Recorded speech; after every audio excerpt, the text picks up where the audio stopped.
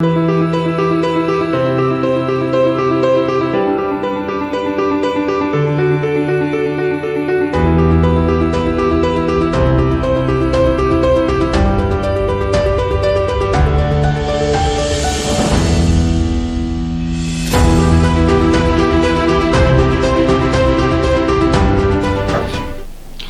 l'heure de vous informer, mesdames, messieurs, bienvenue à cette édition du journal sur MD Pro Télévision. Démarrons cette édition du journal avec cet élément dans le cadre de consultation. Augustin Kabouya, informateur désigné par le président Félix Tshisekedi, a reçu mardi 20 février le parti politique au MLC et ses alliés. Au sortir de cette audience, le mouvement de la libération du Congo réitère sa confiance au second mandat du chef de l'État, Daniel Kitenge, pour le commentaire.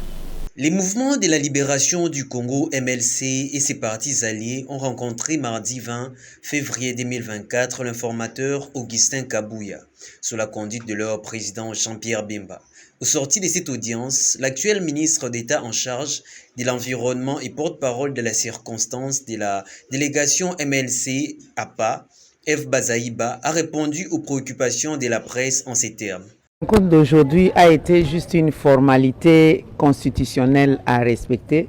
Vous savez que le mouvement de libération du Congo, y compris ses alliés, nous étions vraiment dans les bains de la campagne électorale, non seulement pour battre campagne pour le mandat du chef de l'État, mais aussi nous avons ratissé large dès le départ en déploiement des candidats et ensuite battant campagne partout. Vous avez vu personnellement le président national du MLC présenter les députés de l'Union sacrée, pas seulement du MLC, de l'Union sacrée, justement avec l'idée d'élargir la majorité confortable à l'Assemblée nationale.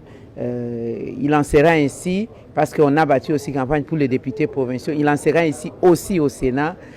Donc nous sommes pour la majorité, nous sommes dans la majorité actuelle pour consolider les acquis de la législature passée. C'est-à-dire sur le terrain, nous sommes forts, la majorité ensemble de l'alliance de l'union sacrée de la nation peut se sentir heureuse parce que nous sommes vraiment sur le terrain et nous avons une majorité confortable. Signalons que Augustin Kabouya a déjà reçu plusieurs autres responsables des différents partis politiques dans le cadre de sa mission. Toujours dans ces mêmes registres, aussitôt après avoir rendu son tablier de vice-premier ministre en charge de l'économie nationale au profit du mandat de député national, Vital Kamerhe et son regroupement politique se sont dirigés auprès de l'informateur Augustin Kabouya pour la consultation dans le cadre de la formation de la nouvelle majorité. Vital Kamerhe réitère son engagement à accompagner le président de la République pour son second mandat. Suivez. L'initiateur du regroupement AAINC et AVK, l'honorable Vital Kamerhe, a rencontré dans la soirée de ce lundi 19 février 2024 l'informateur, l'honorable Augustin Kabouya Chilumba à Hilton Hotel. Au sorti de cette audience, l'actuel ministre de l'économie a circonscrit les contextes de ces échanges avant de louer à sa juste valeur le travail abattu par l'informateur. Répondre à la question de l'informateur, de savoir si nous réitérons notre engagement d'être dans la majorité présidentielle et d'accompagner le président de la République dans l'accomplissement de son programme pour le social des Congolais et pour le développement du Congo, et pour que finalement les Congos, dont la vocation naturelle est la locomotive de l'Afrique, nous avons dit oui, non seulement verbalement, mais nous avons signé un acte d'engagement. Et c'est que déjà Kabouya a fait un excellent travail, et c'était un bon choix qu'on a fait. Société à présent, malgré l'opération Zéro Trou, rien n'est concret dans la capitale congolaise, dans la commune de Lingwala. Il s'observe un énorme trou causé par le manque de déboussage de caniveaux et la stagnation des eaux de pluie, une situation qui met en difficulté les usagers de ce coin. Regan Mukuna était sur place. Plusieurs grandes artères de la ville-province de Kinshasa ne reflètent plus la belle image de la capitale congolaise. L'insalubrité, des routes abîmées, des déchets plastiques le long du boulevard. Après la pluie, c'est un déluge dans la capitale congolaise. Nous sommes dans la commune de Lingwala, sur l'avenue Nyangwe, dans la direction Mouchi, où s'observe une stagnation des eaux de la pluie. Un énorme trou qui rend difficile la circulation des taxis-bus et des motocyclistes. Cette situation met en mal les habitants de ces coins qui déplorent la négligence des autorités. Mai oyo eza mai ya mbula. Eza mai ya mbula. Terrasse nango nde yango wana. Siko terrasse wana lokola eza munene. Eloko ekangi mai oyo ezali place moko boye. Place wana ebongi batimola yango. Babuka pena na kakati ya prince wana po babimisa mabele moko eza na se wana po mai oyo po eleka na pena à l'aise. En tout cas, mabulu mai oyo esali pena mabulu moko awa très grave mituka ezokangama. Donc nzela pena ekangami. Oui. Bourgmestre c'est tout d'abord asalaka musala awa mais tala Nyangwe salite mai eza na nzela okende te. Anano beta ta lituru ata muke te. Aya awa te. Tala nzela eza te mai etondi boye bato baleka wa meto vota. Donc évite tala soki le gouverneur Jekoko aye kosala kaka mosala wana mais awa alekaka te aswa kaka kuna na gouverneur na rompwe kuna mais awa alekaka te. Mai oyo eza mai ya mbula oyo ebetaka mais ekosala kino na kwe ya nini ya pédiatrie eza na place mai bande koleka eza bouché. Vous comprenez? Yango moto ezosala kino mai oyo ebana kosala ba retour. Ça fait 3 jours yango bazomona nde bazomona te. Alors que comme pénaliser bato surtout bazana balabala oyo. Même biso bato tosala exercer commerce kotoyo donc comme na danger.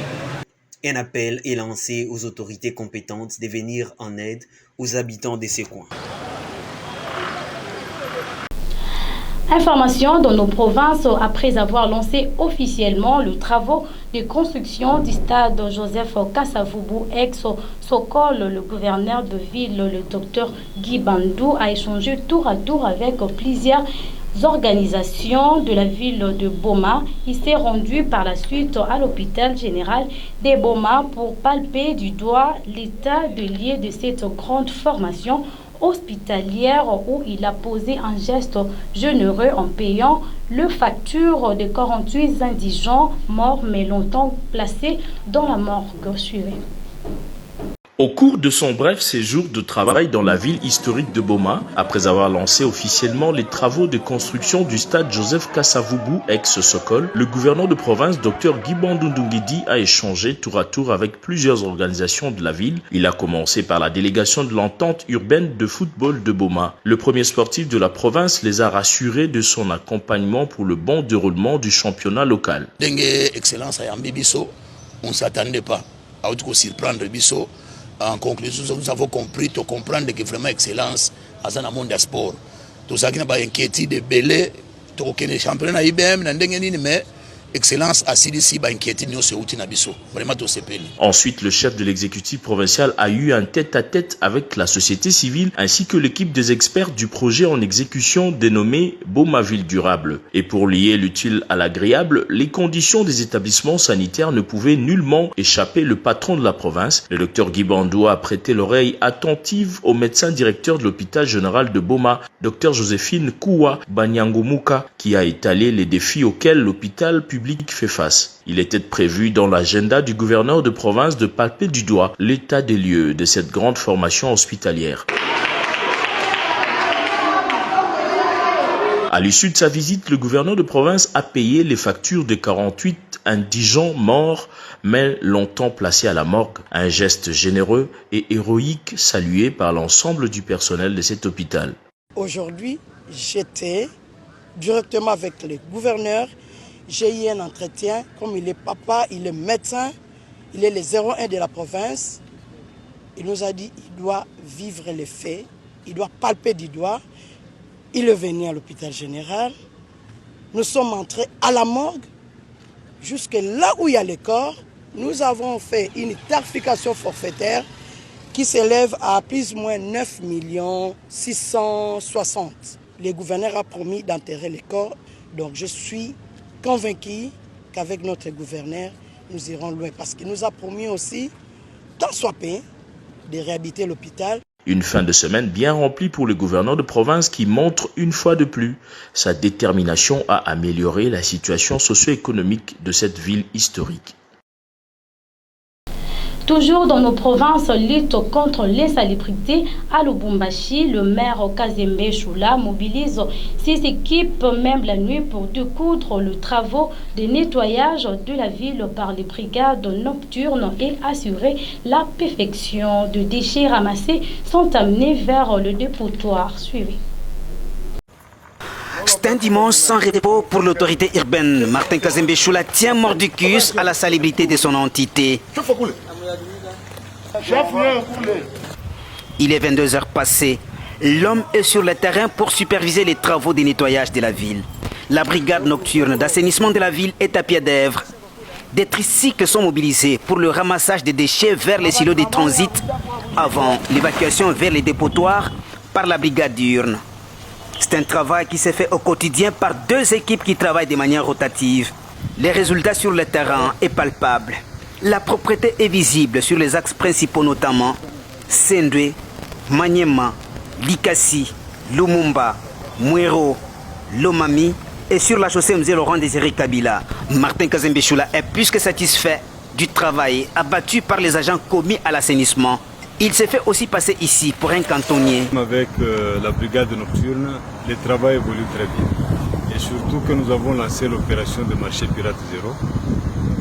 Nous venons de constater ensemble avec vous qu'il y a quand même des avancées significatives par rapport à ça. Parce qu'il y a moins d'immondices sur le terrain et la ville, vous venez de constater qu'elle est propre.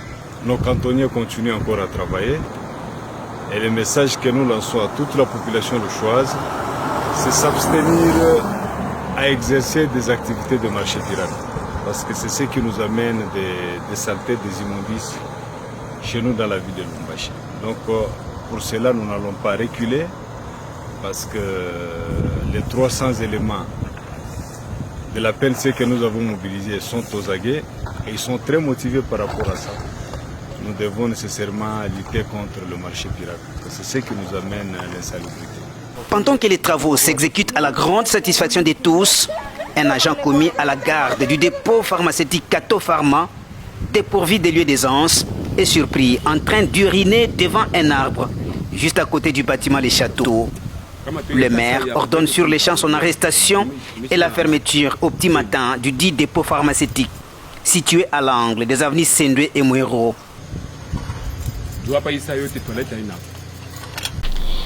Le lieutenant général Lofa Lossi Kaboué, coordonnateur des opérations militaires au Nord Kivu, s'est entretenu avec le commandant AD intérim de la force de la MONUSCO, le général des divisions du FOCAR en présence du chef de communauté locale dans le cadre d'une réunion de coordination enregistrée choisie par Béni Lolé. Nous nous sommes réunis pour essayer de voir quels sont les points sur lesquels on a été performants ensemble et trouver des solutions ensemble et que nous puissions répondre efficacement aux attentes de la population. Les forces armées de la République démocratique du Congo travaillent sur terrain avec ses partenaires. Et parmi ces partenaires, il y a les forces de la MONUSCO. En tant que partenaires, nous avons des opérations que nous menons ensemble. Peut-être une opération ne s'est pas bien déroulée à gauche ou à droite. Cela ne veut pas dire que les partenaires ou l'ensemble des partenaires doivent être mis en cause. Nous devons tout faire ensemble avec la MONUSCO, regardant nos failles, nos faiblesses, pour nous battre de sorte que la population qui a été déplacée de la contrée de Sake puisse réoccuper Sake et qu'elle puisse se sentir sécurisée. Une rencontre responsable entre responsables. Les responsables, c'est les représentants des intercommunautaires, les représentants également des FADC, mais également les représentants de la MONUSCO, suite à un certain nombre d'incidents qui sont survenus sur le terrain, mais qui entravent, si vous voulez, les libertés d'action, qui entravent l'efficacité d'un partenariat entre FADC et MONUSCO. Sport à présent, avant de boucler complètement cette édition du journal, le Léopard de la République démocratique du Congo peaufine leur préparation au stade des martyrs de Kinshasa pour le Jeu africain prévu à Accra au Ghana du 8 au 23 mars prochain. Le directeur technique national Toussaint Lofanga demande au président de la République démocratique du Congo de s'impliquer financièrement pour le déplacement, logement et autres. Suivez. Ils étaient tous ce lundi au stade de Martyrs. Ce sont les Léopards Box de la République démocratique du Congo qui peaufinent sa préparation pour les Jeux africains Ghana 2024. Mais normalement, tout le développement, il y a sport dans le pays. Le pays parce que bateau va gérer, des Congolais, pas étrangers, pas Congolais. La fédération a des difficultés parce que bateau la poche la président de la fédération après l'État a répondu à Sima. Mais tant que les Jeux africains, les Moussala Bango Yali, les Baba tout, c'est pas au monati. Baïbi Makamo se touche de l'État, c'est là qui va la banda pour la banane, pour la sportif congolais. Il ne peut pas jouer ce bon monde en route. À quelques jours du go de ces grands événements sportifs, prévus du 8 au 23 mars prochain, le directeur technique national de la Fédération congolaise de boxe, Toussaint Lofanga, fait les points. Entre-midi, je regarde très bien. Dans le stade de Marty, chaque matin, tous dans la session matin, tous dans le stade de Marty. Ce soir, tu vas aller dans la salle. Chaque jour, tu vas s'entraîner 2 fois par jour. Bazali présélectionné, tout le monde qui va répondre à la staff technique. La liste de voyage pour la défendre les couleurs et RDC, l'extérieur pays. Sur 25, nous avons respecté entre discipline et entraînement. Nous sélectionné. La sélection nationale, qui jusque-là n'est pas encore internée, s'entraîne à ciel ouvert au moment où il y a des salles léguées par le chef de l'État Félix Tshisekedi, d'où ces cris d'alarme lancés par les boxeurs congolais. Après ça, opportunité à ça. Pour tout le monde, il va sentir, va m'aider pour parce que ça matériel dans la salle. Matériel, nous tous un chef de l'État. Alors que ça tellement ça, il va sportif, tout ça, ni va judoka, ni va boxeur, ni va karatéka. Tout ça en salle, depuis que ça la bise pour tout ça va résulter bien dans la compétition internationale. Je crois tant que francophonie il y a des salles et ils ont réservé pour la RDC pour l'Amboka, c'est la ville de Kinshasa. Ça sera mieux beaucoup de sabiso et tous à la loger ici comme pour que tout le monde ait un entraînement à temps. Nous sommes là depuis 5h30, mais nous sommes à la Martine à 7h. Signalons que lors des derniers Jeux africains Maroc 2019, les Léopards Box de la République démocratique du Congo avaient raflé 5 médailles, dont 2 en argent et 3 en bronze. Vous l'avez certainement compris que cette édition du journal est complètement finie. Merci de l'avoir suivi et restez branchés sur nos antennes. Au revoir.